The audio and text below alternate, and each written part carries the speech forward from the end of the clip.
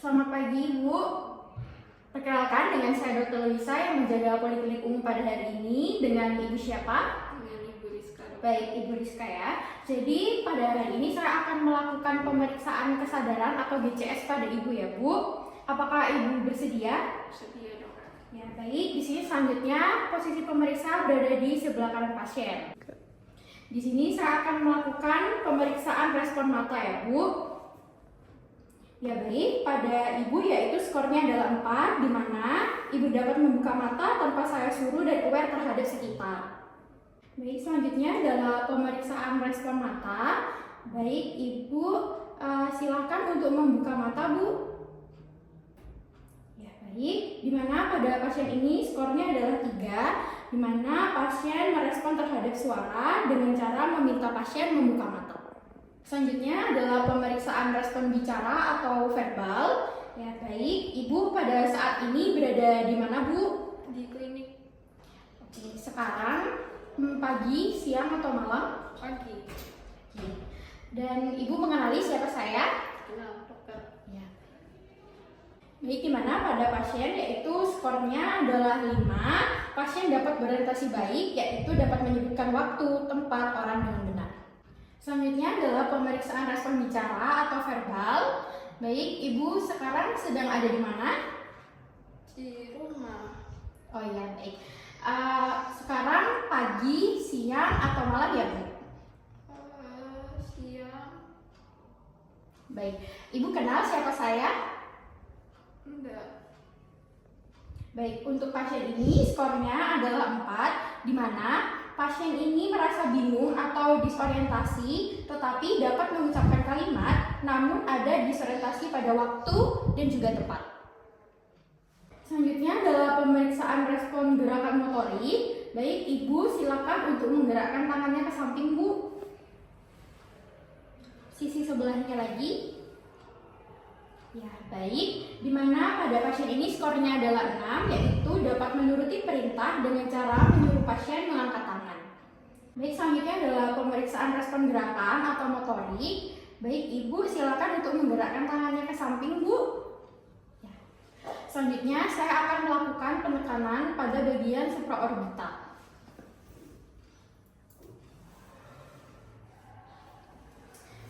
Baik, di sini yaitu skor pada pasien adalah 5, di mana pasien dapat mengetahui lokasi nyeri dengan cara pemeriksa ini memberikan rangsangan tadi, tapi pasien ini mengangkat tangan sampai melewati dagu untuk menepis rangsangan nyeri yang diberikan, sehingga pasien dapat mengetahui lokasi nyeri.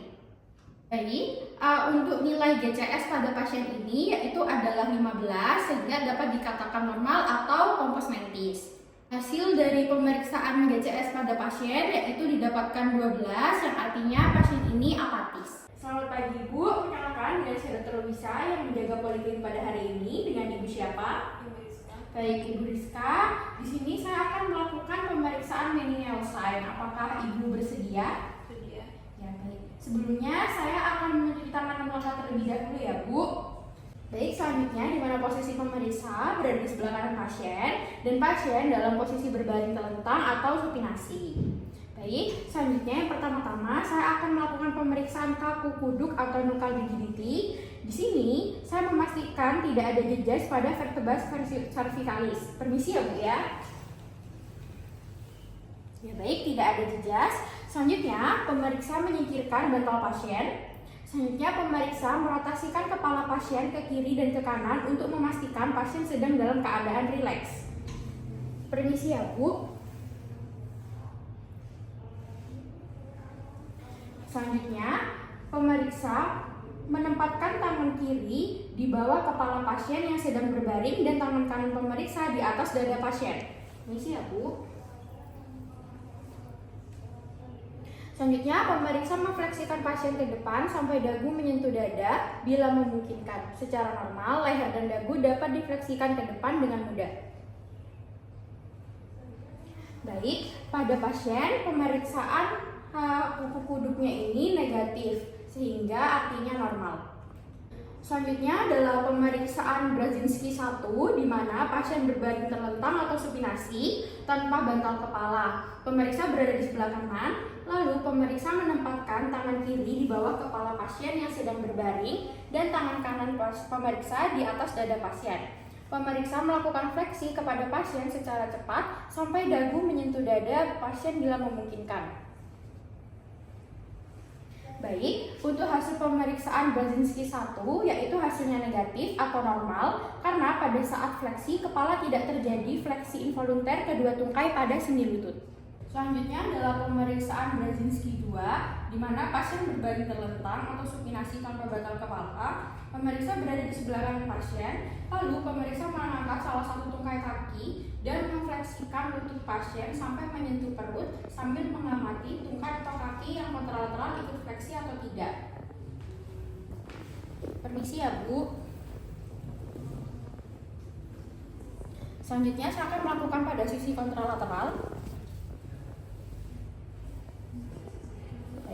Di mana pada hasil pemeriksaan Brzezinski 2 ini yaitu hasilnya adalah negatif atau normal karena tungkai yang dalam posisi ekstensi tidak ikut terjadi fleksi involunter pada sendi panggul dan lutut. Selanjutnya adalah pemeriksaan Brzezinski 3. Selanjutnya, pemeriksa melakukan penekanan pada kedua ozygomatikus dengan menggunakan kedua ibu jari pemeriksa. Siap, Bu. Baik, pada hasil pemeriksaan yaitu adalah Brzezinski 3-nya negatif atau normal karena tidak terjadi fleksi involunter kedua ekstremitas superior pada sendi siku saat penekanan ozygomatikus. Selanjutnya adalah pemeriksaan Brzezinski 4 di mana pasien berbaring terlentang atau supinasi tanpa bantal kepala. Pemeriksa berada di sebelah kanan pasien, lalu pemeriksa melakukan penekanan yang keras pada os pubis dengan menggunakan kedua tangan pemeriksa. Permisi ya Bu.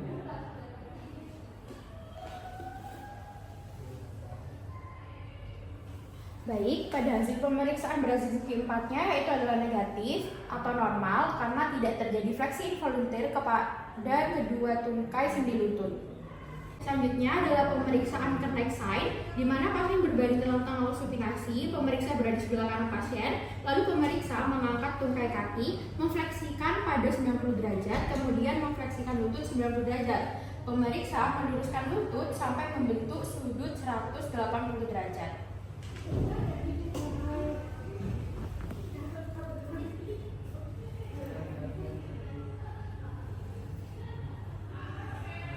Selanjutnya, saya akan melakukan pada sisi kontralateral.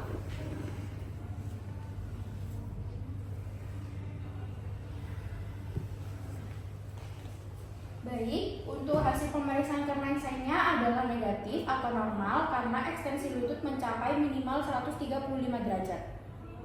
Selamat pagi Bu, perkenalkan dengan saya Dr. Luisa yang menjaga Poliklinik Umum pada hari ini. Jadi pada hari ini saya akan melakukan pemeriksaan refleks patologis ya Bu. Di sini saya bertujuan melakukan pemeriksaan tersebut adalah untuk melihat apakah refleks patologis dari ibu ini normal atau tidak. Sebelumnya apakah ibu bersedia? Ya, baik, di sini saya akan memposisikan diri yaitu di sebelah kanan pasien. Lalu silakan pasien dapat berbaring dan silakan untuk melepas aksesoris seperti cincin, gelang atau jam tangan. Baik, pada pemeriksaan pertama yaitu adalah pemeriksaan refleks Hoffman. Di sini silakan ibu untuk melemaskan jari tangan ya Bu ya, permisi. Lalu selanjutnya pemeriksa melakukan ekstensi pada jari tengah pasien, kemudian melakukan ketikan atau menggores dengan cepat pada kuku ibu jari tengah pasien. Permisi ya Bu. Selanjutnya saya akan melakukan pada sisi kontralateral. Ya baik, di mana pada pasien ini refleksnya adalah negatif atau normal, di mana tidak terjadi fleksi pada ibu jari dan jari telunjuk dan jari-jari lainnya. Selanjutnya adalah pemeriksaan refleks Stromer. Di sini silahkan ibu untuk melemaskan jari-jarinya ya Bu. Selanjutnya, permisi ya Bu, silahkan untuk dilemaskan jari-jarinya. Selanjutnya yaitu jari telunjuk pemeriksa diletakkan di bawah sendi interphalangeal distal jari tengah pasien. Selanjutnya, pemeriksa mengetuk atau tapping pada ujung jari tengah pasien dan pemeriksa memperhatikan respon yang terjadi. Baik, selanjutnya saya akan melakukan pada sisi kontralateral. Permisi ya Bu. Yaitu hasilnya adalah refleksnya normal, di mana tidak timbul gerakan fleksi pada ibu jari, jari telunjuk, dan juga jari-jari lainnya. Selanjutnya adalah refleks Babinski, di mana pasien diperintahkan untuk berbaring. Ibu silakan untuk berbaring. Selanjutnya, pemeriksa menggoreskan ujung palu refleks pada telapak kaki pasien, dimulai dengan menyusuri tumit lateral menuju ke atas sampai pada pangkal kelingking. Kemudian goresan dibelokkan secara cepat ke arah metatarsofalangeal joint pada pangkal jempol kaki. Selanjutnya, pemeriksa mengamati dan melaporkan respon pasien. Permisi ya, Bu. Selanjutnya saya akan melakukan pada sisi sebelahnya.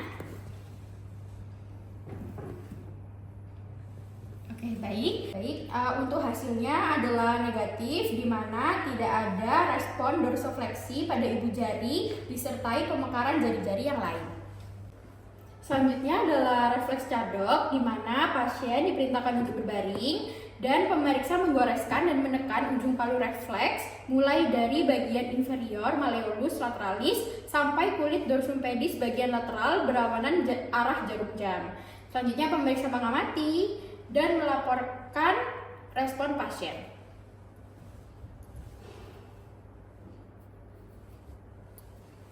Selanjutnya saya akan melakukan pada sisi kontralateral. Baik, pada pasien adalah hasilnya negatif karena tidak ada respon dorsofleksi dari ibu jari disertai pemekaran jari-jari yang lain. Selanjutnya adalah pemeriksaan refleks Oppenheim, di mana pasien diperintahkan untuk berbaring, lalu pemeriksa menyeret kepalan tangan, yaitu antara jari kedua dan jari ketiga, dengan penekanan secara cepat di sepanjang anteromedial tibia dan regio infrapatella. Selanjutnya pemeriksa mengamati dan melaporkan respon pasien. Selanjutnya saya akan melakukan pada sisi kontralateral. Ya, baik. Pada pasien ini hasilnya adalah negatif karena tidak terjadi dorsofleksi ibu jari kaki.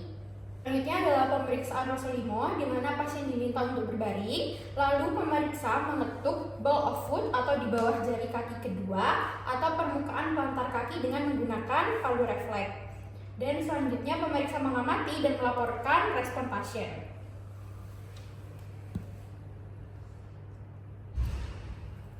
Selanjutnya saya akan melakukan pada sisi kontralateral.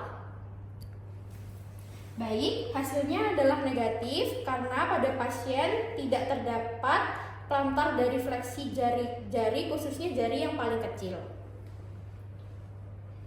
Selanjutnya adalah pemeriksaan Mendel-Beck-True. Di sini pasien diperintahkan untuk berbaring, lalu pemeriksa mengetuk dan menggores aspek luar pada kaki di regio tulang kuboid atau di atas metatarsal 4 atau 5. Selanjutnya pemeriksa mengamati dan melaporkan respon pasien.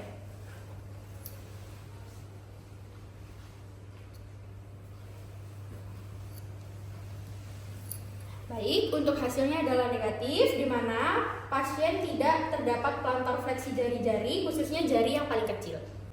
Baik, dari hasil pemeriksaan refleks patologis tadi didapatkan bahwasanya semua hasilnya yaitu adalah normal dikarenakan pada pasien ini tidak terdapat fleksi maupun dorsofleksi pada bagian ibu jari, lalu tidak terjadi pemekaran jari-jari kaki lainnya, lalu juga tidak ada fleksi dari jari-jari yang paling kecil.